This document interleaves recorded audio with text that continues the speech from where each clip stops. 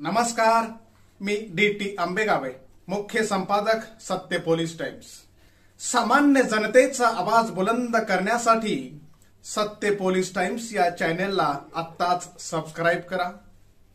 तळे विभाग शिक्षण प्रसारक मंडळाचे कला वाणिज्य आणि विज्ञान कनिष्ठ महाविद्यालय तळा येथे तळा रोहा मुरुड तालुक्यातील ग्रामाध्यक्ष, सरपंच, पोलीस पाटील आणि संस्था पदाधिकारी यांची सहविचार सभा नुकतीच पार पडली। या प्रसंगी तहसीलदार सन्माननीय स्वाती पाटील, संस्थेचे विश्वस्त श्री मारुती शिर्के गुरुजी, शाळा समितीचे चेअरमन श्री महेंद्र शेठ कजबजे, प्राथमिक विभागाचे चेअरमन श्री किरण शेठ देशमुख, पन्हेळी हायस्कूलचे चेअरमन श्री श्रीराम कजबजे, सदस्या प्रमोदिनी मेकडे, मंडळ अधिकारी, तलाठी, पंचक्रोशीतील ग्रामाध्यक्ष, सरपंच, पोलीस पाटील व गावचे प्रमुख पदाधिकारी उपस्थित होते। यावेळी विद्यार्थ्यांची प्रगती, त्यांच्या अडचणी, मोबाईल बंदी, एसटी सुविधा, विद्यार्थी संख्या वाढवण्यासाठी प्रयत्न करणे, तळा तालुका आणि परिसरातील मुंबईकडे होणारे स्थलांतर थांबवण्यासाठी काय उपाययोजना करावी, आपल्या कनिष्ठ महाविद्यालयाचे विद्यार्थी, डॉक्टर, इंजिनियर, प्राध्यापक, वकील, जिल्हाधिकारी, तहसीलदार, तलाठी, पोलीस अधिकारी, ग्रामसेवक, बँक, रेल्वे, कला, क्रीडा, आरोग्य, जिल्हा परिषद, पंचायत समिती, नगरपंचायत, व्यापार, व्यवसाय, उद्योग, कंपनी आदी क्षेत्रात करिअर करण्यासाठी संस्था पदाधिकारी, शिक्षक, पालक, ग्रामस्थ मंडळ अध्यक्ष, सरपंच, पोलीस पाटील, सामाजिक कार्यकर्ते या सर्वांनी पुढे आलं पाहिजे अशी अपेक्षा व्यक्त करण्यात आली। यावेळी तळाच्या तहसीलदार स्वाती पाटील यांनी विद्यार्थ्यांच्या प्रगतीसाठी संस्था पदाधिकारी, ग्रामस्थ मंडळ अध्यक्ष, सरपंच, पोलीस पाटील आणि शिक्षक यांची सहविचार सभा आयोजित केल्याबद्दल शाळा समितीचे चेअरमन श्री महेंद्र शेठ कजबजे व अन्य पदाधिकाऱ्यांचे कौतुक केले। गेल्या 4 ते 5 वर्षांपासून श्री महेंद्र शेठ कजबजे चेअरमन पदावर विराजमान झाल्यापासून कनिष्ठ महाविद्यालयाच्या विद्यार्थ्यांमध्ये शिस्त निर्माण झाली असून विद्यार्थी संख्या वाढवण्यासाठी ते कायम प्रयत्न करत असल्याचं रोहा मुरुड आणि तळा तालुक्यातील ग्रामाध्यक्ष, सरपंच आणि पोलीस पाटील यांनी मनोगतात सांगितलंय। प्रातिनिधिक स्वरूपात बोरघरचे सरपंच श्री विलास कदम, कर्नाळाचे श्री चाळके, वाशी हवेलीचे माजी सरपंच व धडाडीचे कार्यकर्ते श्री ज्ञानदेव तांडेल, सोनसडेचे श्री देवजी गावडे, वावे हवेलीचे अध्यक्ष श्री महादेव पारावे, चरई बुद्रुकचे श्री सुनील शिंदे, मिठागरचे अध्यक्ष श्री सुबोध मिसाळ, माजी सरपंच ठाकूर, भालगावचे श्री उदय शेलार, साळशेतचे पोलीस पाटील श्री सचिन कदम, वाशी महागावचे श्री मांगल्ये आदी मान्यवरांनी आपले मनोगत व्यक्त केले। शिक्षक पालक संघाचे अध्यक्ष म्हणून श्री सचिन कदम यांची निवड करण्यात आली। यावेळी गोमवेदक विद्यामंदिर तळाच्या गरीब आणि होतकरू विद्यार्थ्यांना श्री सुहास वावेकर, श्री विनोद कोलवणकर यांच्या सहकार्यानं तळा, रोहा आणि मुरुड तालुक्यातील ग्रामस्थ मंडळ अध्यक्ष, सरपंच, पोलीस पाटील आणि उपस्थित मान्यवरांच्या हस्ते शाळेचे ड्रेस वाटप करण्यात आले। कार्यक्रमाचे प्रास्ताविक प्राध्यापक पाटील एनसी तर निवेदन प्राध्यापक सरजे व्हीबी यांनी केले। यावेळी संस्था पदाधिकारी, ग्रामस्थ मंडळ अध्यक्ष, सरपंच, पोलीस पाटील आणि शिक्षक उपस्थित होते। तुमच्या गावाची पालक ज्ञानाने तुम्हाला बोलवलेलं आहे। तुमच्या गावातली तुमची मुलं तर आहेतच, पण गावातली सगळी मुलं आहेत, तुम्ही त्यांना शाळेत पाठवता, पण शाळेत जातात का, अभ्यास करतात का, ही पण जबाबदारी आपल्याला सामूहिकरित्या घ्यावी लागणार आहे। आता तुम्ही जबाबदार व्यक्ती त्या गावाचे म्हणून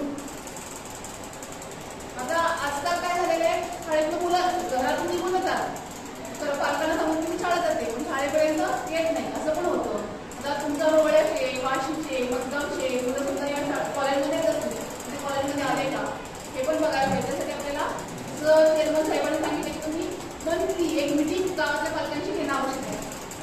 त्या ज्या गोष्टी तुम्ही गावाचे पालक तुम्ही आहात, गावाचे पालक आहे नाताना तुम्ही जे पालक आहेत ॲक्च्युअलमध्ये मुलांचे, त्यांची मीटिंग घेऊन त्यांचं हे करणं आवश्यक आहे, त्यांना सांगणं आवश्यक आहे। ह्या गोष्टी आहेत। दुसरं म्हणजे मोबाईलचा वापर। आपली मुलं आपल्या सहित आपली मुलं पण जे आहे ते मोबाईलचा अति वापर करतात, त्यामुळे अभ्यासाकडे त्यांचं दुर्लक्ष होतं।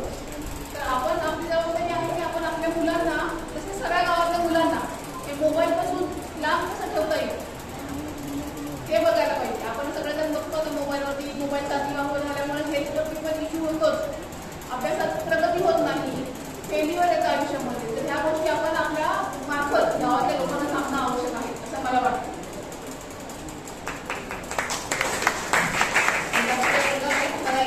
बोलवलं आणि बोलण्याची संधी दिली त्याबद्दल खूप खूप धन्यवाद। आणि पुढे पण आपण काम चांगलं करूया आणि जास्तीत जास्त तुमच्या मुलांना तसंच गावातल्या मुलांना मोटिवेट करायचा एक प्रयत्न आपण सगळ्यांनी मिळून करू। थँक्यू। बंधुरो, या कॉलेजमध्ये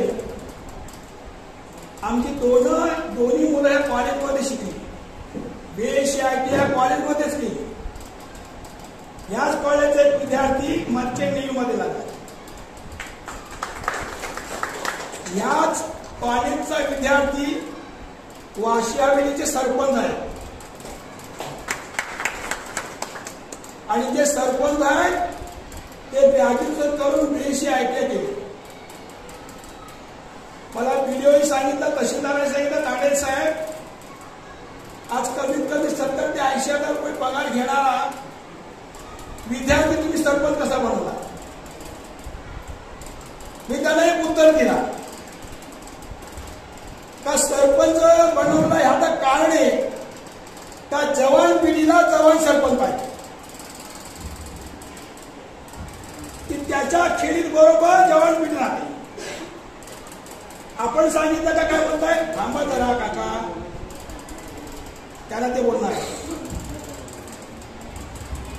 प्रत्येकाने आता रोजगार नसल्या कारणाने मुंबईमध्ये लोक जातात, चुकीचं आहे. 100% वाशीमध्ये 100% CCTV आहे, 100%. मी त्याला झोपूनच देत नाही. ग्रामसभेला कोण विचारणार नाही, पण मी त्याला मुद्दा विचारला. आपण प्रयत्नशील राहिलो ना तर बरोबर सर्व होते. बघा आमच्या शाळेला आमच्या प्रयत्नातून माध्यमातून 180 विद्यार्थ्यांचा पट आहे. आमच्या सरपंचाने तुम्हाला जर शब्द दिला तर पुढच्या वर्षी 50 विद्यार्थी आमच्याकडून दिले तुम्हाला. फक्त सरपंचाने शब्द तुम्हाला दिला पाहिजे. पण मानसिक लोखंडाने माझ्याकडे प्रयत्न केले का तांडे दोन्ही मुलं तुम्ही आल्याला नाही. महेंद्र शेट्टी महेंद्र शेट्टी सांगितलं नाही तांडे साहेब तुम्ही तळ्यामध्ये पाठवा 12वी 11वी पासून तळ्यात शिकू दे. पण हा विचार आपण करतो. हा विचार तळ्यातल्या लोकांनी पण केला ना तर आणखी तळ्यातले 4-5 विद्यार्थी हायस्कूलला किंवा कॉलेजला वाढतील. तसं ह्याच्याकडे पण तुम्ही लक्ष द्या. आणि आता सर्व ग्रामीण भागातल्या लोकांनी तुम्हाला वचन दिलेलं आहे. आमचे तालुके साहेब बोलले, नंतर सर्व सरपंच बोलले का थांबणार नाही आपण, 10च्या पुढे विद्यार्थी आपण करू. आणि 10च्या विद्यार्थीच्या आधी वाशीच्या सरपंचाला माझी विनंती आहे का ह्या सर्व तलाव तालुक्याच्या गावापेक्षा वाशीचे विद्यार्थी 5 तरी तुम्ही जास्त द्या अशी तुम्हाला आग्रह त्या सरांनी जे सांगितलं की आपली विद्यार्थी आपण करतो त्याला कारण एवढं आहे की आपलं स्थलांतर आणि स्थलांतराला कारण रोजगार. नक्कीच हे काही थांबवता येईल असं मला वाटत नाही. थांबलं गेलं तर खूपच छान. परंतु माझं एकच म्हणणं आहे, जे गेलं ते गेलं. काल तुमच्या कॉलेजमध्ये 100 विद्यार्थी असतील, नंतर 80 झाले असतील, नंतर 90 झाले असतील, आज 10 समजा असतील. तर माझं एकच म्हणणं आहे की जे आहेत समजा 10 असतील पण 10 विद्यार्थी कसे घडता येईल ह्याकडे तुम्ही लक्ष द्या. जर ते 10 विद्यार्थी चांगले घडले तर नक्की 10चे 20 व्हावे लागणार नाही. आणि ह्या गोष्टीला तुम्ही लक्ष द्या. कारण मी तुमचा अनुभव गेल्या वर्षी खूप चांगला घेतलाय. या कॉलेजमध्ये खूप चांगले शिक्षक, आपल्या चेअरमॅन साहेब, त्यांच्या करण्याची गरज आहे आणि ते नक्कीच करतील. आणि आज जी आपली कमी विद्यार्थी संख्या आहे ती भविष्यात नक्कीच वाढेल अशा मी शुभेच्छा देतो तुम्हाला. आणि माझं थोडं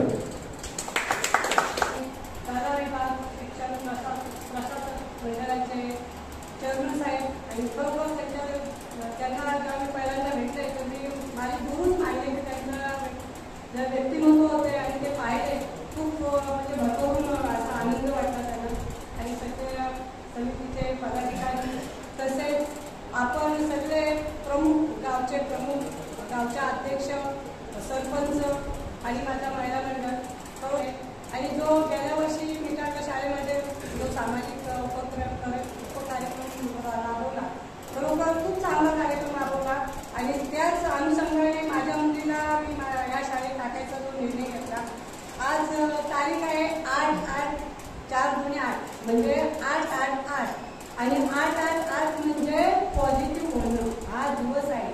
आज खरोखर मी विनंती करते सगळ्यांना की आजच्या दिवशी जो आपण निर्णय घेऊ तो नक्कीच पॉझिटिव्ह होईल. आपण नकारात्मक बोलायचंच नाही. काय म्हणजे एकमेकात सहाय्य करून अवघे धरू पर्यंत. आज आपण जर शिक्षक आणि कमिटीवाले आपण आपल्या सोबत आहे तर आपण एक पाऊल पुढे टाकून आपल्या शाळेत हा विचार करायला पाहिजे. म्हणजे एकमेकांना सहाय्यक धरू आवडेल धरू पण म्हणजे अशक्य ते शक्य कशी नाही का. जर आपण हे सगळं करू तर कोणतीच गोष्ट अशक्य नाही आहे. आणि मला बोलायचं झालं तर उदयभाऊंनी आमच्या सगळंच माझ्या मनातलं म्हणजे बोलून दाखवलं. आणि बाबा म्हणत होते की पैसे एवढे निगेटिव्ह तेव्हा म्हणाले की आता शाळा बंद पडल्या, जमिनी विकल्या. त्यांनी जमिनी विकल्या प्रत्येकाच्या म्हणजे कोणती तरी गरज वाटली की त्यांना विकावं त्यासाठी विकल्या.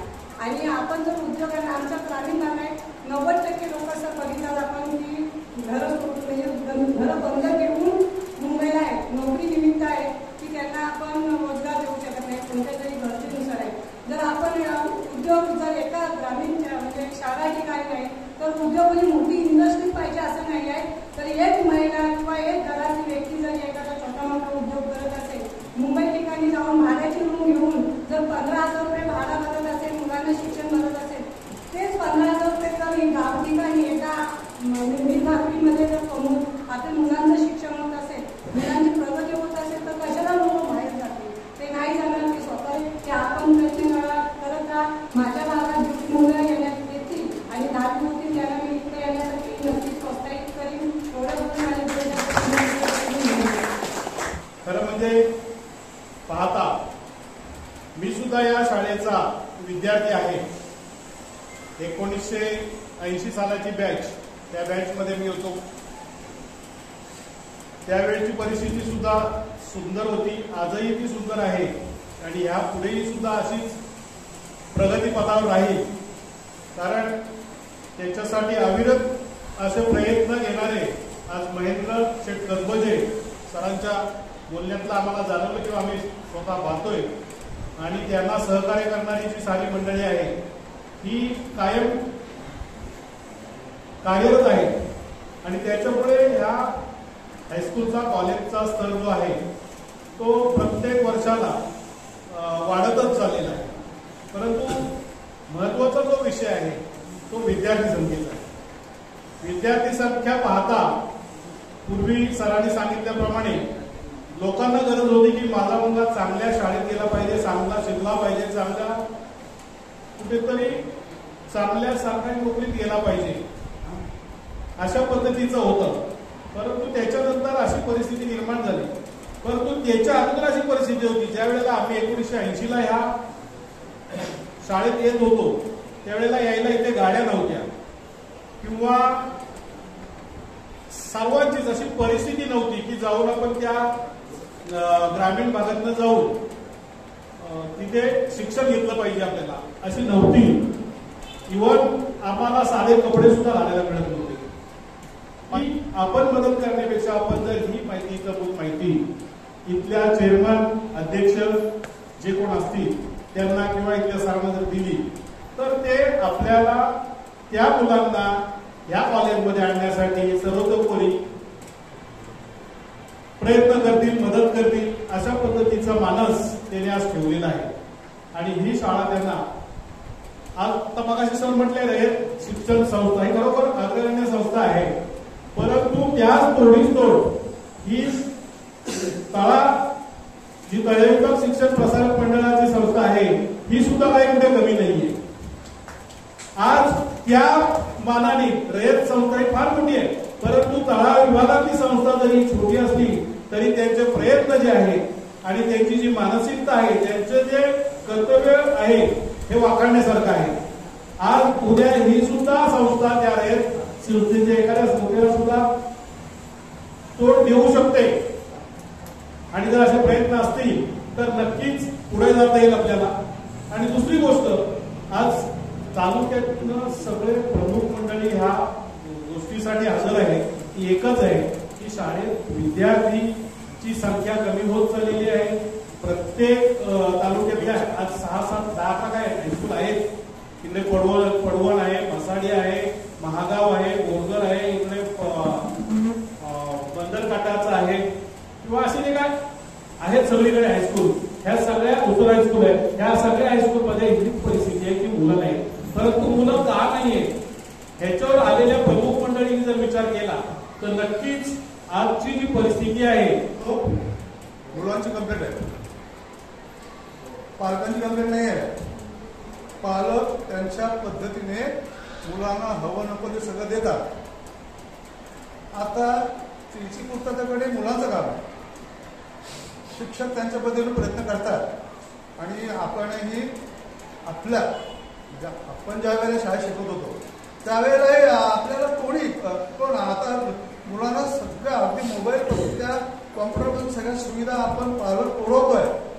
मग त्याचा फायदा मुलांना घेणं गरजेचं आहे. पण नाही, मुलं तो फायदा घेत नाही. म्हणजे मी अगदी माझा थोडासा म्हणजे मी माझी ओळख करून देतो. मी संसदचा अध्यक्ष आता यांनी सांगितलं, मी मुंबईला इथे शाळेमध्ये तेव्हा 4थीमध्ये शाळा होती आमच्या वेळेला. काय शिकवायला कोणी नाही आहे. मग मी आता काही लोकांना माहीत असेल, मी 2 वर्ष लोकांची गोरं राखली. त्यानंतर बहिणीबरोबर मुंबईला गेलो. मग ती काय कामं केली आणि त्यानंतर पुढचं शिक्षण मी तिथे घेतलं.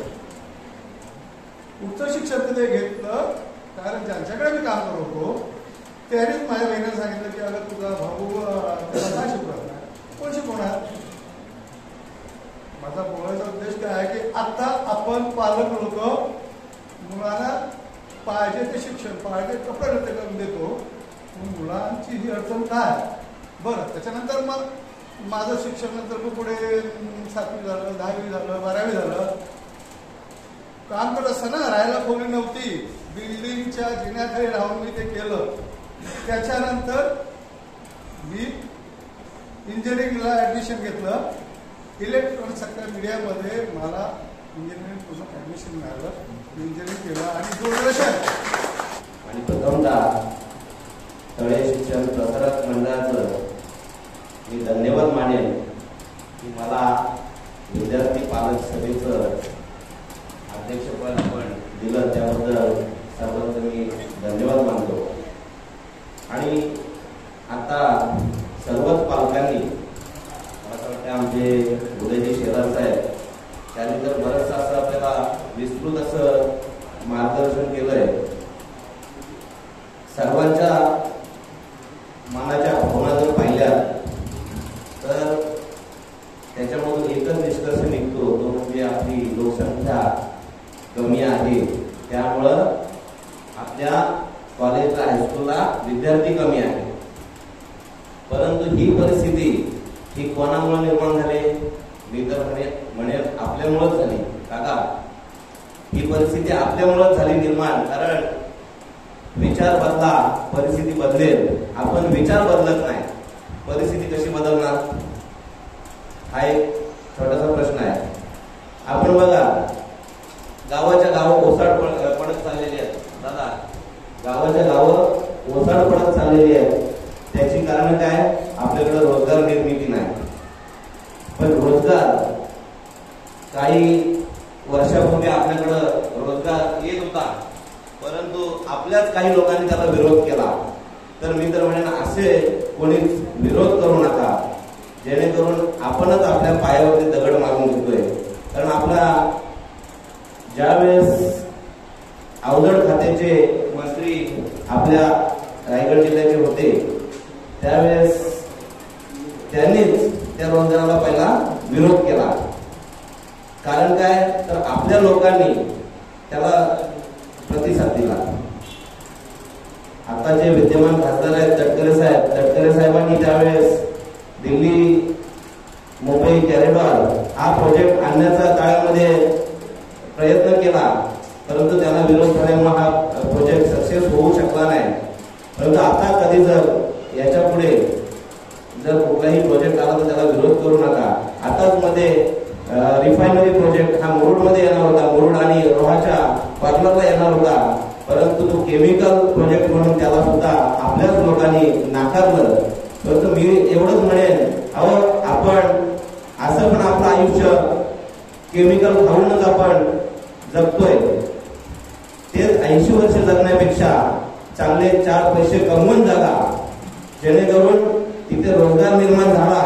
त्या रोजगाराला विरोध केला नाही. ती केमिकल असू द्या किंवा काही असू द्या, कुठलीही कंपनी असू द्या, विरोध करू नका. आणि त्यासाठी आदरणीय दादा नेहमीच माझ्या संपर्कात असतात. त्याच्यानंतर आमचे मार्गदर्शक शिर्के गुरुजी आहेत, किरण शेठ आहेत, कंटिन्यू आम्हाला सांगत असतात की बाबा जे काही विद्यार्थी तुमच्या भागातले आहेत ते इंदापूरला जातात, माणगावला जातात, त्यांना आपल्याकडं कसं वळवता येईल याच्यासाठी सुद्धा नेहमी मला एक प्रकारे टॉर्चर म्हटलं तरी काय हरकत नाही, आणि ते टॉर्चर हे चांगल्यासाठी आहे. तर दादा मी नक्कीच आपल्याला सांगेन की यावर्षी आमच्या भागातले विद्यार्थी कुठेतरी सुरुवात झाली आपल्या कॉलेजला येण्याची, तर याच्या पुढे आम्ही असे प्रयत्न करू की 100% आमच्या भागातले विद्यार्थी जे आहेत ते 100% विद्यार्थी आपल्या कॉलेजला आम्ही आणण्याचा प्रयत्न करू. फक्त आम्ही सुद्धा आपल्याला तेवढी मदत करू की आमची विनंती आपल्याला राहील की आपल्या कॉलेजच्या माध्यमातून किंवा स्कूलच्या माध्यमातून तळे शिक्षण प्रसारक मंडळाच्या माध्यमातून आमची जी काही येण्या जाण्याची व्यवस्था होत नाही, म्हणजे एसटी जर आपण फेऱ्या एसटीच्या चालू केल्या तेवढ्या तर 100% विद्यार्थी आपल्या या तळ्यामध्ये येऊ शकतात. आणि आजच्या या सभेला आपण सर्व उपस्थित राहिलात, मी काय जास्त बोलणार नाही, उपस्थित राहिलात त्याबद्दल माझ्या वतीनं मी सर्वांचे धन्यवाद मानतो आणि माझे 2 शब्द संपवतो. जय हिंद, जय भारत. आणि ज्यांनी या संस्थेमध्ये शिक्षक म्हणून आपला मोलाचा वाटा देऊन आज आपल्यामध्ये नाहीये, त्या सर्व शिक्षक वृंदांना मी स्मरून या ठिकाणी आज आपण ज्या कारणासाठी ही पालक सभा या ठिकाणी आयोजित करण्यात आलेली आहे, पालक म्हणजे आपण सर्वजण या ठिकाणी आहात. मगाशी ज्या पद्धतीने सर्व गावातील लोकांनी आपण ही सहविचार सभा आहे, जे आपण सुचवणार आहात, जे आपण सुचवतो आहोत, या ठिकाणी मान्यवर जी मंडळी आहे ती मान्यवर मंडळी यातून मार्ग काढणार आहे. चव्हाण साहेब असतील, कर्नाळ्याचे मामा असतील, कर्नाळ्याच्या मामाने तर डायरेक्ट सांगूनच टाकलं की माझ्याकडे 44 मुलं होती, आता 10 मुलं आहे. करणार काय? तर हताश होऊन नाही चालणार आपल्याला. 1916 साली राष्ट्रपिता महात्मा गांधींनी खेड्याकडे चला ज्या वेळेला त्यांनी हाक दिली, त्यानंतर जे घडलं याच उक्तीप्रमाणे आज ही परिस्थिती तयार झालेली आहे. 1916 आणि आज 2024-25 हा फायनान्शियल इयर, शैक्षणिक वर्ष. खरं पाहता शासनाचे धोरण काही अंश आपल्याला कारणीभूत आहे. साधं उदाहरण जर का म्हणायचं झालं तर आज आपला प्रामुख्याने शेतकरी वर्ग हा किती आहे? आज शेतकरी वर्ग किती टक्के हाताच्या पोटावर मोजण्या इतका शेतकरी वर्ग या ठिकाणी ग्रामीण भागामध्ये शिल्लक राहिला. मग शासनाचं मोफत रेशनिंग तुका म्हणजे मोफत रेशनिंग धान्य हे जे आपण शासन आपल्याला देतो त्याच्यामुळे काय घडतंय तर तो मुंबईकर सुद्धा या ठिकाणी मोफत धान्य घ्यायला येतोय. पण तो मुंबईला गेलाय ना, त्याने तिथं घ्यायला हवं, पण तो इथे येतोय, फुकटचं धान्य घ्यायला मात्र येतोय. आज हे फुकटचं धान्य झाल्यामुळं शेतीकडे वळेल का तो शेतकरी? नाही वळत. आज आपण मगाशी सांगितलं की सन्मान्य खासदार तटकरे साहेबांना आपण सगळ्यांच्या वतीने निवेदन देऊया. तर आपल्या सर्वांवर ही जबाबदारी आहे की आपल्या गावातून, आपल्या भागातून आपले पाल्य, आता आपल्याला प्रत्येकाला माहिती आहे, आपण इथले कित्येक जण असतील की ह्या शाळेत शिकून गेलेले असतील, आपल्याला इथलं रसायन माहिती आहे, इथले शिक्षक माहिती आहे, तिथली कार्यप्रणाली माहिती आहे. त्याच्यामुळं मी सन्मान्य महेंद्र शेठ यांचं खरोखरच धन्यवाद देतो की असे उपक्रम या ठिकाणी घेते आणि ते खरोखरच विद्यार्थी संख्या वाढवण्याच्या दृष्टिकोनातून सर्व शिक्षक असतील आणि ते स्वतः प्रत्येक गावागावामध्ये भेट देतात. त्याच्यावरचं कारण एवढंच की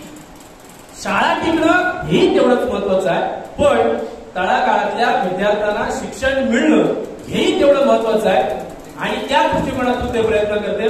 मला घराघरामध्ये जर गेला तर फक्त म्हातारी माणसं तुम्हाला मिळतील आणि म्हातारी माणसं जर मिळतील. जर इथे ह्या गावामध्ये कोणत्या गावामध्ये 300 घरं आहेत, कोणत्या गावामध्ये 200 घरं आहेत, कोणत्या गावामध्ये 150 घरं आहेत, पण 150, 200 घरात असणारी गावं आज ओस पडलेली आहेत. फक्त तुम्ही गावामध्ये गेलात तर म्हातारी माणसं भेटतात आणि म्हातारी माणसं इथं काय तर कदम साहेबांनी सांगितलं की इथं व्यवस्था निर्माण कशी झाली. तर ह्याच्या आधी जेव्हा कदम साहेब यावेळेला या हायस्कूलमध्ये होते त्यावेळेला 300-350 वर्ग होता. माझ्याही कारकिर्दीमध्ये मी पण या शाळेमध्ये आलो नाही, मी मुंबईला शाळा शिकायला गेलो, पण माझा मुलगा, माझा भाऊ, माझा पुतण्या ह्या शाळेमध्ये शिकून गेले. त्यावेळेला त्यांचा बॅच एका बॅचमध्ये 150 ते 200 मुलं होती. मग तो काळ, कारण इथला कुटुंब, इथला जो गाव वस्तीमध्ये जी माणसं होती ती इथंच होती. ही व्यवस्था निर्माण का झाली तर इथं रोजगार नाही आणि रोजगार नसल्यामुळे आपला रोजगार उभं करण्यासाठी मुंबईसारख्या ठिकाणी लोक जाण्यास तयार झाली आणि मग मुंबईला गेली आणि आपलं कावड कष्ट करून आपली मुलं गावात होती की काही वर्षांनी आपली पण मुलं मुंबईला घेऊन गेली, कारण मुंबईला शिक्षण संस्था चांगल्या आहेत असं समजून ते त्यावेळेला तिकडे गेल्या. कारण चांगली संस्था समजा इथं पण आहे, माणगावमध्ये आहे. सुरुवातीला जेव्हा तळ्यामध्ये नव्हती तेव्हा लोक माणगावमध्ये जायची. माझा भाऊ माणगावमध्ये चालत जायचा आणि मग त्याला बैलगाडीने घेऊन यायची, म्हणजे त्यावेळेला शिक्षण नव्हतं. पण आज अशी व्यवस्था आहे की तळ्यामध्ये देखील चांगलं शिक्षण मिळतंय. माझं शिक्षण पण इथंच झालेलं आहे या शाळेमध्ये. मी सध्या डिप्लोमा केलेला आहे, दुकान टाकलेलं आहे. तर माझ्या मुली ज्या 2 आहेत त्या पण याच प्रसारक मंडळमध्ये शिकलेल्या आहेत. एक वैशाली माझे पारावे, ती इंजिनियर झालेली आहे. तर ती आता इंजिनियर होऊन MTech करून ती बदलापूरला मुलांना शिकवते इंजिनियर. म्हणजे इथला पण शिक्षण असा साधा नाही.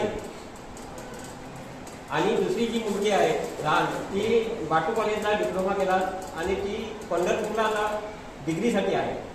आता पंढरपूर शहरामध्ये बोलण्याच्या नंतर तिकडे काय सगळे शाकाहारी, जिथं ती जे हॉस्टेलला खानावर राहिलेली आहे तिथं काय असा शेवटी भाजी किंवा हे भेटते. तर तिने तिकडला फोन केला, पप्पाने मला जो खानावर ठेवलेली ती एवढं तुम्ही पैसे देतात. मी बोलतो पैशाचा सवाल नाही, आपल्याला डिग्री पाहिजे, मला हे काय खाण्यापिण्याचं काय सांगू नको. तर इथूनच ते शिक्षण करून गेलेले आहे. आणि मी गावचा अध्यक्ष आहे वाघळी. तर त्या मुलांसाठी आम्ही ग्रामस्थांनी एक ग्राम हे आहे सभागृह आहे, त्याच्यामध्ये कम्प्युटर आणून ठेवलेला आहे, प्रोजेक्टर आणून ठेवलेले आहे. म्हणजे जी संध्याकाळी जी इकडनं शिक्षणात जातात मुलं ते कम्प्युटरवर जी गावातली मोठी शिक्षण आहेत मुलं मुली ते त्यांना घेऊन बसतात. म्हणजे पाया गावापासून मजबूत केला पाहिजे. आणि कुठची पण गोष्ट अशक्य नाही, शक्यच करायची. आपण कुठचा पण पॉईंट निगेटिव्ह पकडतो, निगेटिव्ह पकडून काहीच होणार नाही. आज माझी परिस्थिती तेवढी नव्हती इंजिनियर करायची, MTech करायची. मी साधा एकदम हे होतो, तरी पण माझी कधी पण सोच अशी पॉझिटिव्हच असायची. आता त्या मुली दोघीजणी अशा बोलतात का पप्पानं तुम्ही आता काय करू नका, आम्ही आमच्या पायावर उभे आहोत. मग ह्याच्या पुढे काय त्यांना काय एवढी हे नाही. म्हणजे कुठची पण गोष्ट.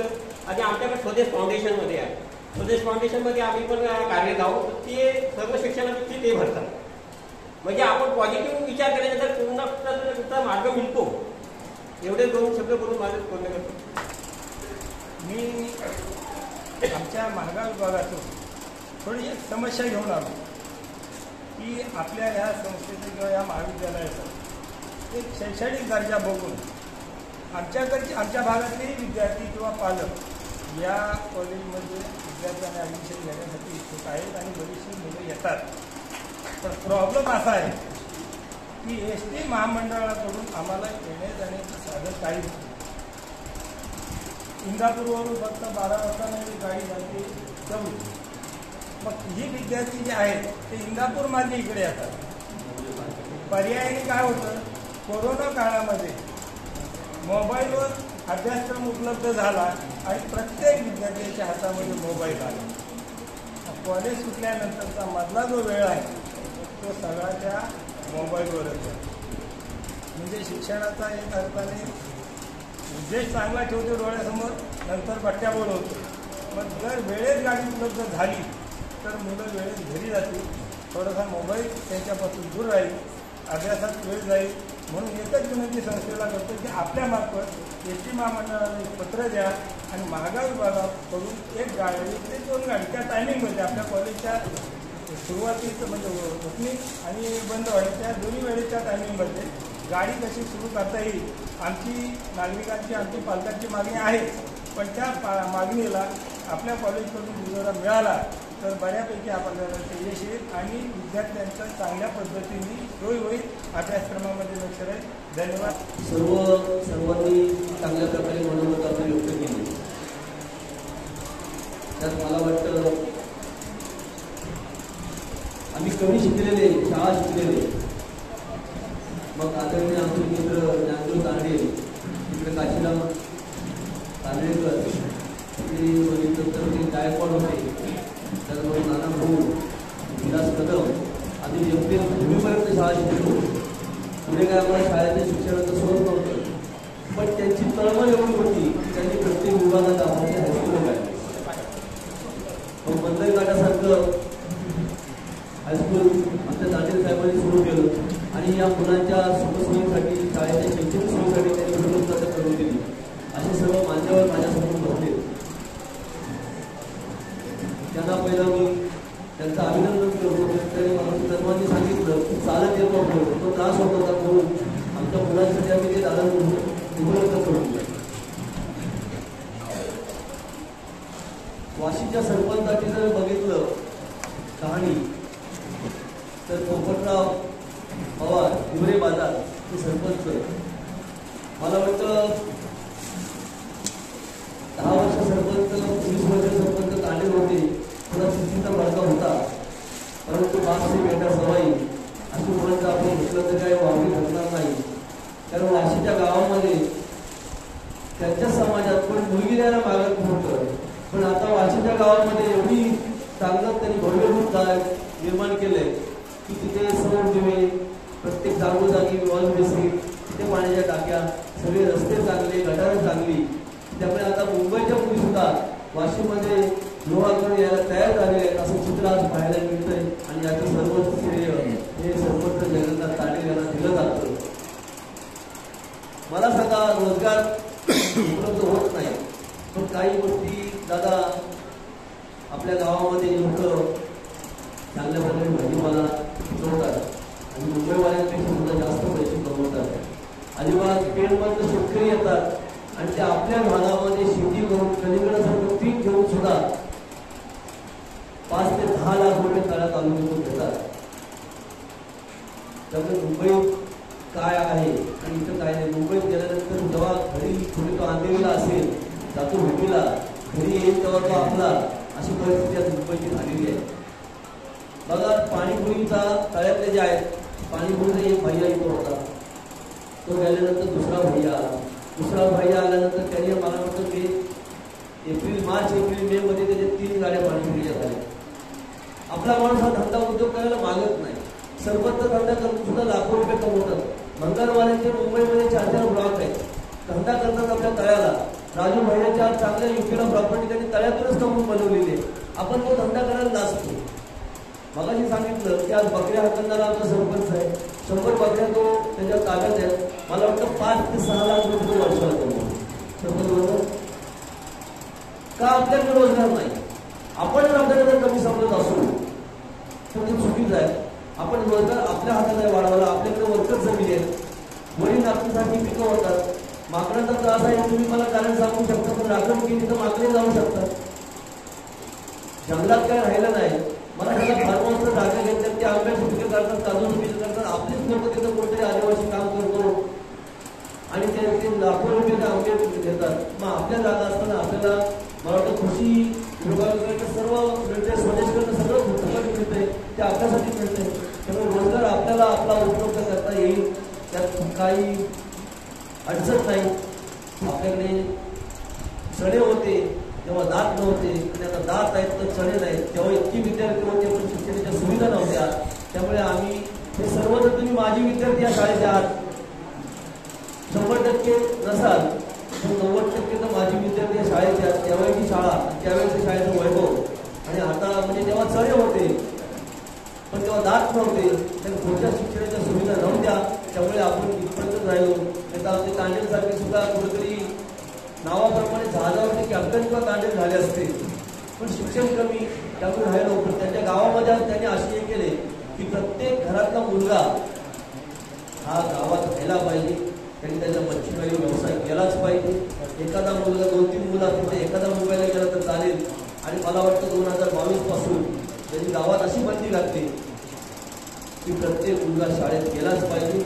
जर शाळेत मुलगा जाणार नाही, त्याच्या घरामध्ये लग्न करायला आमचा गाव कुठं येणार नाही.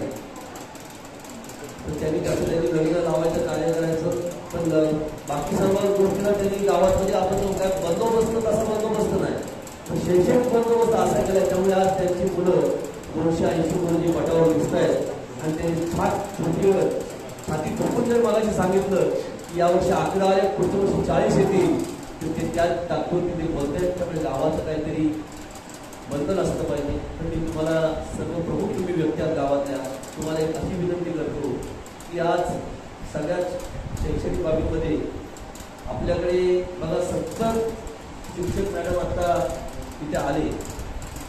आपल्याकडे चांगल्या प्रकारचं काही मिळत नाही, त्यामुळे आपण ही सहविचार सभा लावली.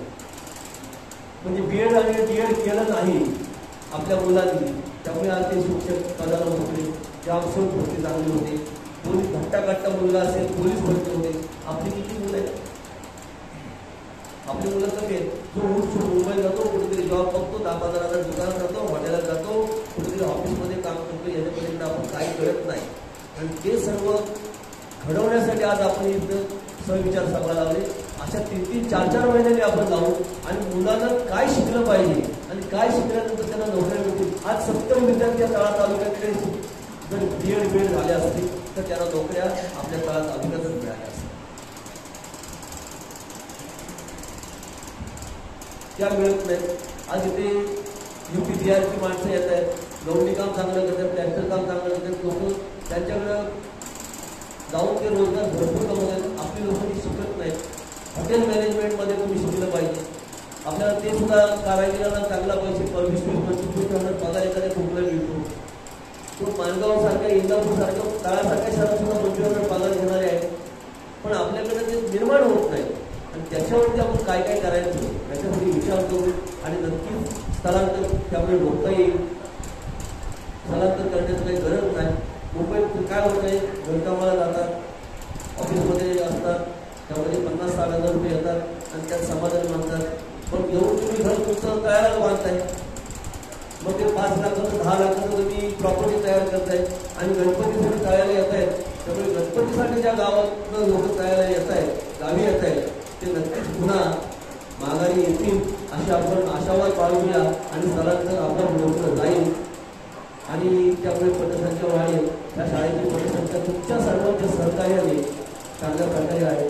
आता इथे थोड्या वेळाने गरीब जी गरीब मुलं आहेत त्यांना गणवेश वाटपाचा कार्यक्रम करणार आहोत. तो तुमच्या सर्वांच्या साक्षीने, तुमच्या सर्वांच्या हस्ते तो केला जाईल. त्याचबरोबर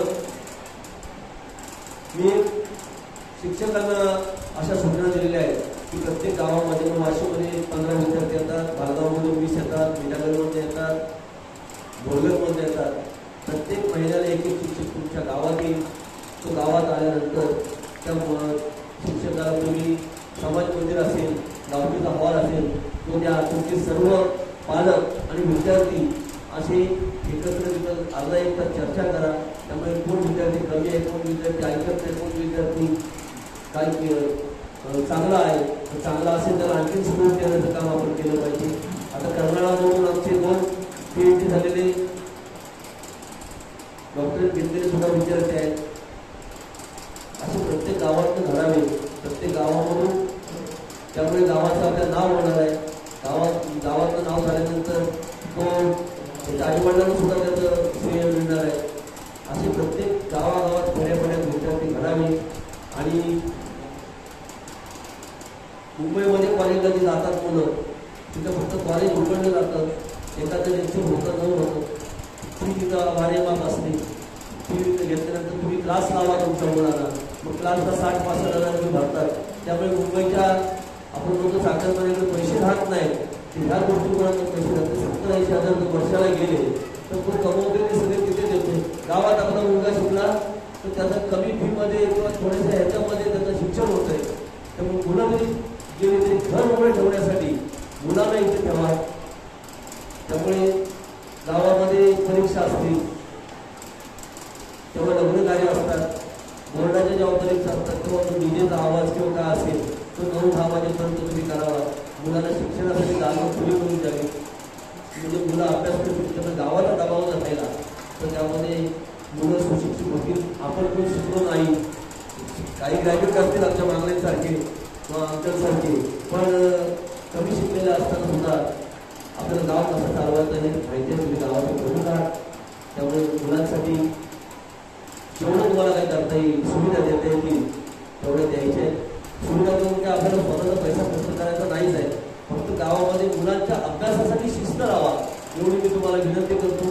कारण आता मला वाटतं माझ्यानंतर तालुका दंडाधिकारी आपल्या त्यांच्या बरोबर व्यक्त करतील. त्यामुळे मी आटोपता घेतो, सगळ्यांना धोका लागलेलाच असतील. आपला स्नेहवर्धनाचा कार्यक्रम आहे, अशीच आपण पुन्हा 4 महिन्यांनी मिटिंग घेऊ. त्यामध्ये भरभरून बोलण्याची संधी आपल्याला मिळेल आणि आपले विचार मांडता येतील. आमचे शिक्षक आपल्या गावागावात येतील, त्यांना तुम्ही पुन्हा एकदा सांगतो की त्याला जाणं पुढं करून द्या. पालक, मुलं आणि अध्यक्ष म्हणून तुम्ही सन्मानाची वेळ द्या.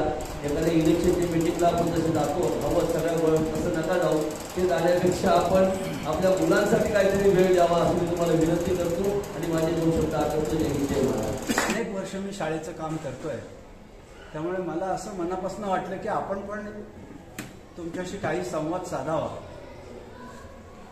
1988 साली आमच्या इथे एक जाहिरात आली की इथे शाळा बांधायची आहे आणि त्यावेळेस आमची संस्था होती ताब्यात, गोरेगावच्या संस्थेच्या ताब्यात होती. 1962 साली कैलासवासी प्रभाकर रामकृष्ण देशमुख यांच्या अध्यक्षतेखाली ही शाळा खरी जुनी बांधली गेली.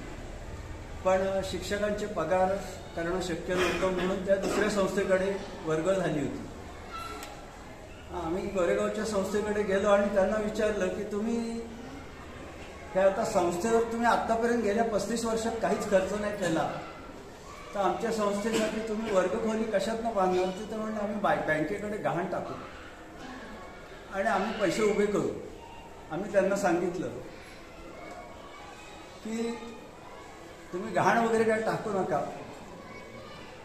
आम्ही देणग्या उभ्या करू आणि आम्ही आमची शाळा बांधू. तुम्ही आमची शाळा गहाण नाही टाकायची, ती शाळा आमच्या पूर्वजांनी बांधलेली आहे, आमची शाळा तुम्ही गहाण नाही टाकायची. कैलासवासी अशोक शेठ लोखंडे यांच्या पुढाकाराखाली आम्ही एक कमिटी स्थापन केली 21 जणांची. ही 1988ची गोष्ट आहे, पण दुर्दैवाने 1989ला अशोक शेठ वारले.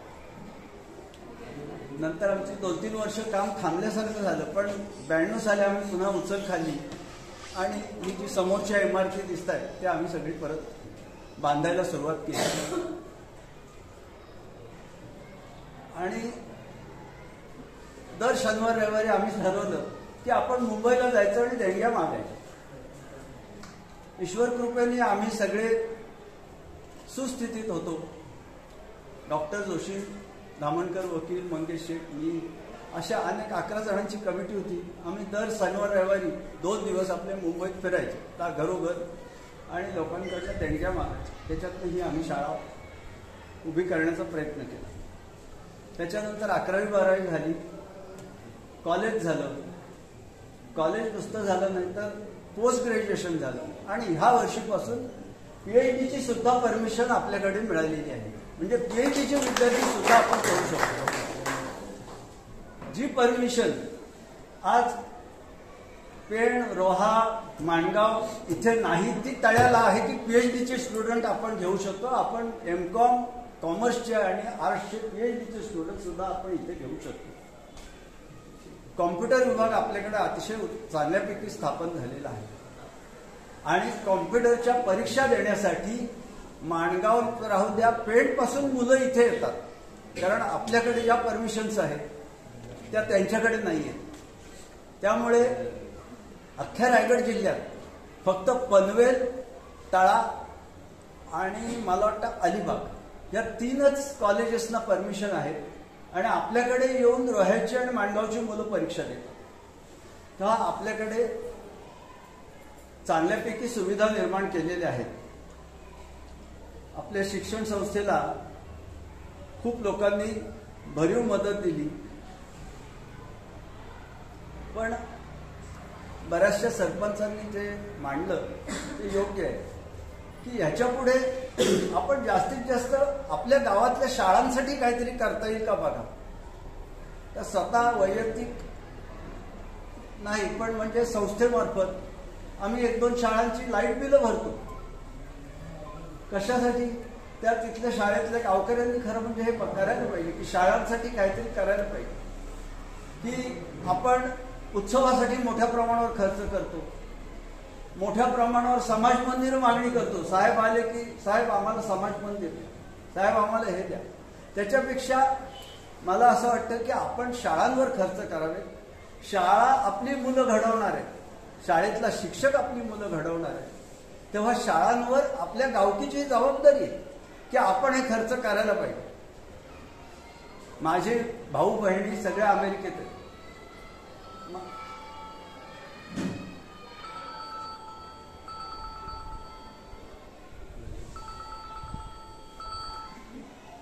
तर त्यांच्याकडनं दरवर्षी आम्ही देणगी आणतो. आम्ही काही लाजत नाही, देणगी मागायला लाजत नाही, कारण आपण स्वतःसाठी मागत नाही, आपण ह्या गरीब मुलांसाठी मागतो. आत्ता मी मगाशी ह्यांना 2-3 मेसेज दाखवले की 2 ते 3 लाखाच्या देणग्या मी मिळवलेल्या आहेत. काही लोक मला देतात देणगी, विश्वासाने देतात. त्यांचे खरंच मानले पाहिजेत आभार. तर प्रत्येक गावाने असं ठरवलं पाहिजे की आपली शाळा छान करायची. आपण देवळांवर तर खर्च करतोच, पण शाळांवर पण खर्च करतो. ती एक मंदिर आहे, सरस्वती मंदिर आहे, तेव्हा त्याच्यासाठी आपण खर्च करायला पाहिजे. तुम्हाला आता मला एक गंमत सांगायची वाटते की परदेशात आमचे भाऊ बहिणी आहेत, ते दरवर्षी पैसे पाठवतात. मी इथे एक मेसेज टाकतो फक्त व्हॉट्सअपवर, आणि तो मेसेज टाकला की ते देणगी पाठवतात. त्याच्यासाठी त्यांच्याशी काय मोठी संशोधन चर्चा करायची जरूर नसते. तर अमेरिकेतल्या सगळ्यात श्रीमंत संस्था कुठल्या? तर शिक्षण संस्था. हजारो कोटी रुपये त्यांच्याकडे पडू देतात, कारण प्रत्येक विद्यार्थी हा स्वतःच्या शाळेला, स्वतःच्या कॉलेजला पैसे देतो. तसं आपण पण आपल्या गावातल्या शाळांसाठी काहीतरी खर्च करायला पाहिजे. आता बहुतेक लोकांचं असं जाणवलं मला की मायग्रेशन आहे, मान्य आहे, लोक उगाच गेले नाहीत सोडून.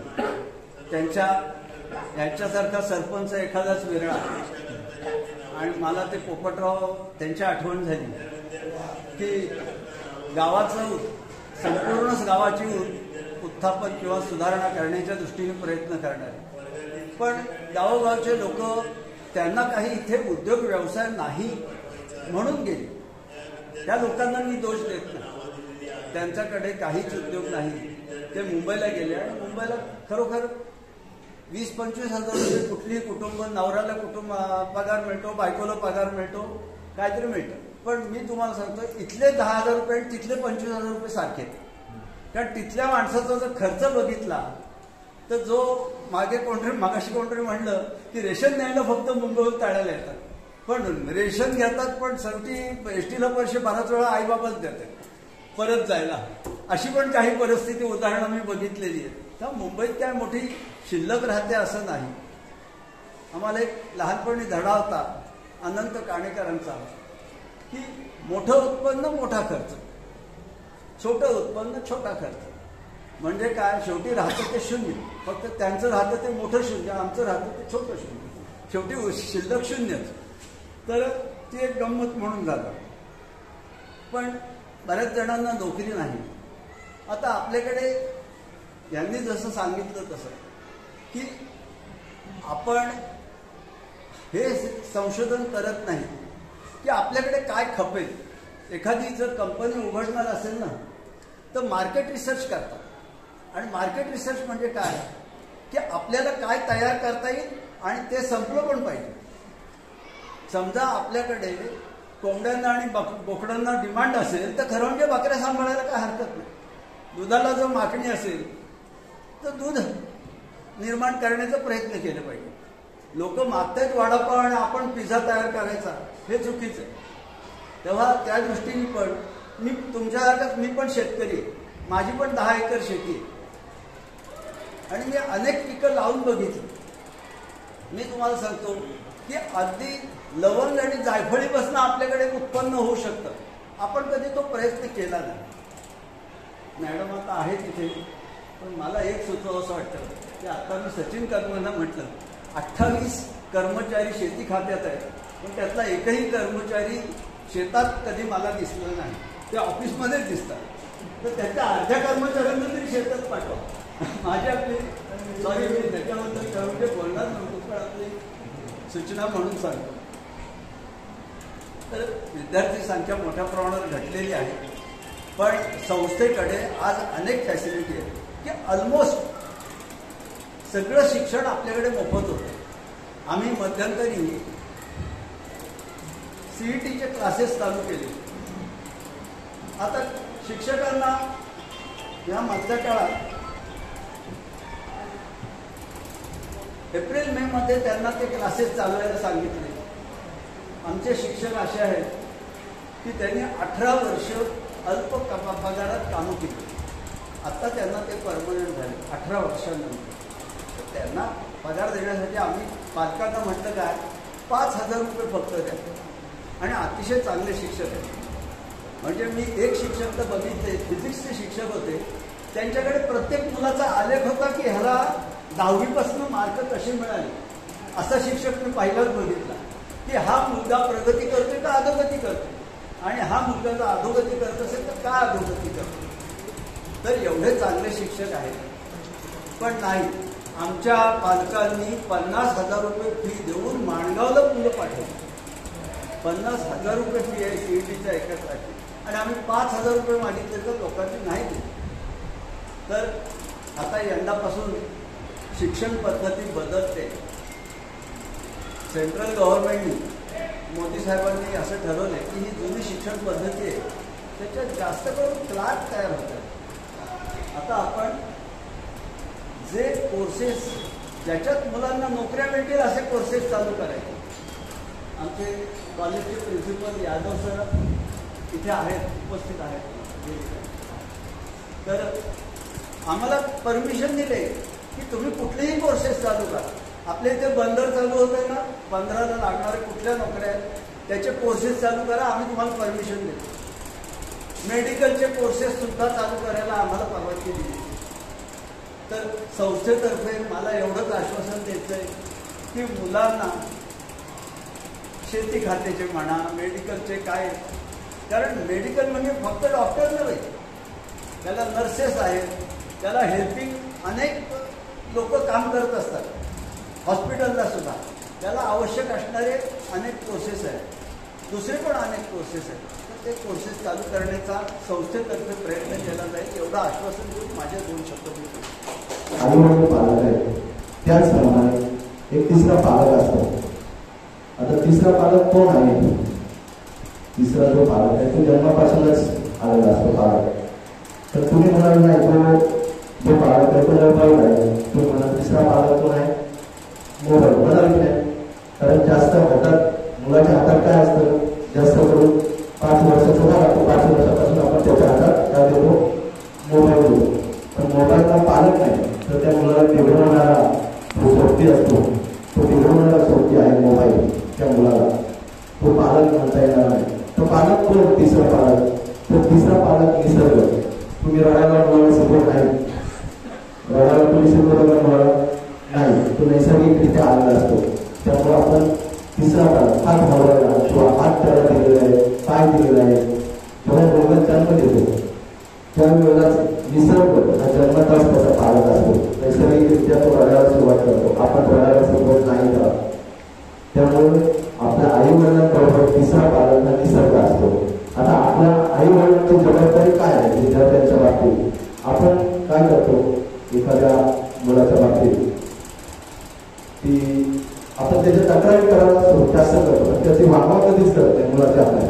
अजूनही बघा तुम्ही कधी केली असेल तर एखाद्या पालकांनी केली असेल तर आपण जास्त करून त्याच्या तक्रारी आपल्या ज्या भावना तक्रारीच्या बाबतीत त्या भावना आपल्या मेंदूमध्ये जात असतात त्या मुलाच्या. त्या मुलाच्या समोर तेच बोलत असतो आपण प्रत्येक वेळेला. मुलाच्या समोर पाणी प्यायल्यानंतर मुलगा आईची तक्रार तर काय असेल, पाणी प्यायला ग्लास तिथेच ठेवा, त्याच ठिकाणी ठेवून गेला मुलगा. नंतर पुन्हा जेवण केलं, जेवणाचं काय त्याच ठिकाणी ठेवून, कपडे काढले, कपडे त्या वेळेवरच ठेवून गेला तिथेच.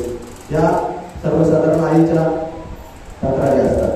पण त्यावेळेला आई काय म्हणजे आपण काय करतो, तू हे उचलत करायस, मानधन करायला लागतो का, तू उचलत करायस, तुझं काम आहे, तुझं काम आम्ही करायचं का, हे बोलण्यापेक्षा त्याच आईने त्याला काय सांगायला पाहिजे, बाळा हे जे देतो म्हणजे हे जे कार्य करतोस तू, की पाणी प्यायला ग्लास तिथेच ठेवून जातोस, जेवण केलंस ताट तिथेच ठेवून जातोस, तर हा माझा जो काम आहे ते ओळखून मला हे काम तुझं करावं लागतं एक्स्ट्रा. तर त्याच्याबरोबर तू काय कर, तू हे सगळं न करत असल्यामुळे तू मला त्रास देतोस असं म्हणायचं नाही. तर त्यामुळे माझ्या मनाला खूप त्रास होतो, तू जे घेऊन जातो त्यामुळे मला खूप त्रास होतो. तर आपण काय बोलतो त्याला, तू हे कशाला करतोस आणि 2 धपाटे मारून दुसऱ्या दिवशी 2 दिवस करेल, पण तिसऱ्या दिवशी पुन्हा त्याचं रेग्युलर चालूच राहतं ते, बरोबर. शिक्षण प्रसारक मंडळाच्या कला वाणिज्य विज्ञान कनिष्ठ महाविद्यालयाच्या आयोजित सभा असली तरी सुद्धा या संस्थेच्या अंतर्गत चालणारं हे जे संकुल आहे ते प्री प्रायमरी म्हणजे पूर्व प्राथमिक ते अगदी पदव्युत्तर शिक्षण देणारी ही संस्था एक छत्री या ठिकाणी ही इमारत उभी आहे. त्यात डॉक्टर प्रमोद जोशी प्रशाळा पनेरी या ठिकाणी संस्थेची दुसरी शाखा आहे. तर या सर्व शाखांमध्ये जे विद्यार्थी शिक्षण घेतात ते तालुक्याच्या विविध भागातून या ठिकाणी येतात. शाळा तालुक्याची निर्मिती 1999 साली झाली.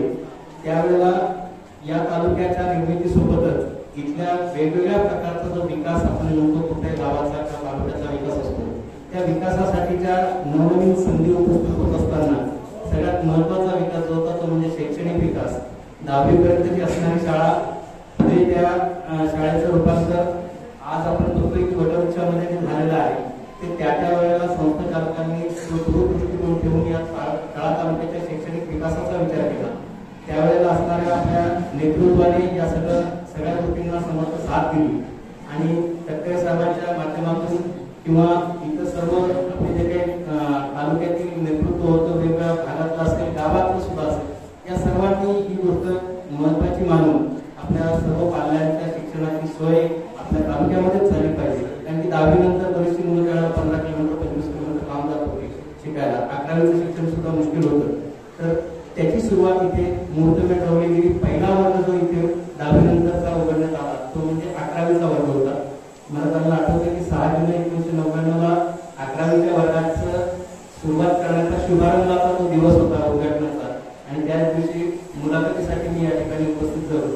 त्या कार्यक्रमाला मी हजर होतो, एक उमेदवार म्हणून हजर होतो. तोपर्यंत मुलाखत झाली नव्हती आणि त्याच दिवशी मुलाखत झाली 7 जुलै म्हणजे दुसऱ्या दिवसापासून इथे अध्यापनाला सुरुवात झाली.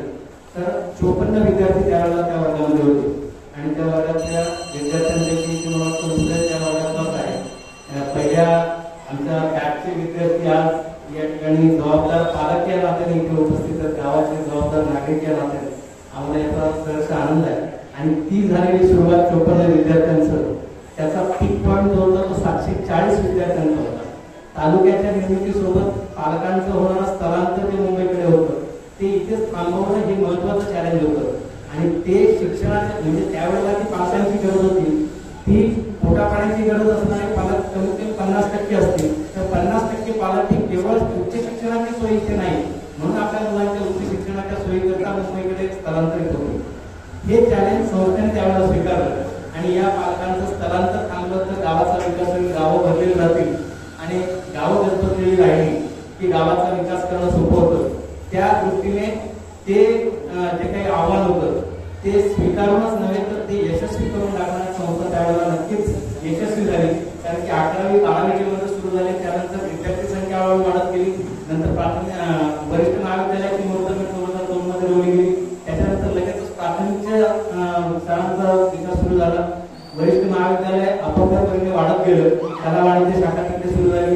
इथे आपल्याकडे संयुक्त कुठल्या सुरू झाल्या. त्यानंतर वाणिज्य शाखा, विज्ञान शाखा याच्या सुरुवात झाली. त्यानंतर इकडे पूर्व प्राथमिकचे वर्ग 1, 2, 3, 4 वर्ग सुरू झाले आणि 5वी पासून आपली शाळा इथे होती.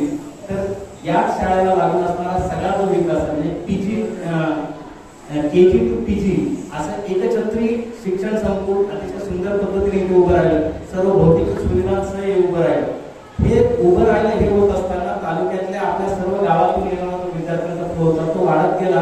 पण त्याचबरोबर जे पालक स्थलांतरित होत होते ते बरेचसे पालक गावामध्ये पुन्हा स्थिर स्थावर झाले आणि आपापल्या गावामध्येच आपल्या शिक्षणाची मुलांच्या शिक्षणाची सोय होते हे बघून त्यांनी इथे थांबण्याचा त्यावेळेला निर्णय घेतला. 740 पर्यंत ही संख्या आम्ही वाढवल्या. त्यावेळेला यशस्वी झालो. या कनिष्ठ महाविद्यालयाची म्हणजे हायस्कूलची संख्या वेगळी होती. 11वी 12वी मध्ये शिकत असणाऱ्या विद्यार्थ्यांची सर्वोच्च संख्या आतापर्यंतची 740 होती आणि त्या पीकला जाऊन हळूहळू नंतर पुन्हा संख्या कमी होते आणि पालकांचं स्थलांतर पुन्हा वाढू लागलं.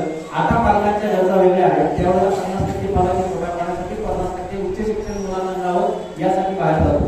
ते रात्री पहाटे सकाळी दुपारी केव्हाही तुमच्या प्रत्येक गावामध्ये मनोरंजन येऊन गेल्याचं तुम्हाला आठवत असेल आणि त्यांच्यासोबत आमची टीम आता ते निघतात म्हटल्यानंतर आम्ही मागे थांबू शकत नाही. तर सर्व स्टाफ आमचा आणि चेअरमन साहेब आमचं नेतृत्व करत प्रत्येक गावाला आम्ही भेटी दिल्या. गावांना समजावून सांगितलं गावातले जे विद्यार्थी आहेत ते आमच्याकडे का आले पाहिजेत याचं महत्व आम्ही पटवून दिलं. संस्थेचं जे काही उद्दिष्ट आहे ते पटवून दिलं आणि ही विद्यार्थी संख्या पुन्हा आम्ही रिकव्हर करण्याच्या पुन्हा टप्प्यात आहोत. जी खालावलेली संख्या होती त्याच्यातून आता पुन्हा आम्ही उभारी घेत आहोत आणि पुनश्च जी 740 ची संख्या होती त्याच्या पुढे जाऊन 800 विद्यार्थी संख्येपर्यंतचं किमान उद्दिष्ट आम्ही कसं गाठू यासाठी आम्ही आता प्रयत्न केला आहोत. आणि सामान्य जनतेचा बुलंद आवाज, सत्य पोलीस टाइम्स.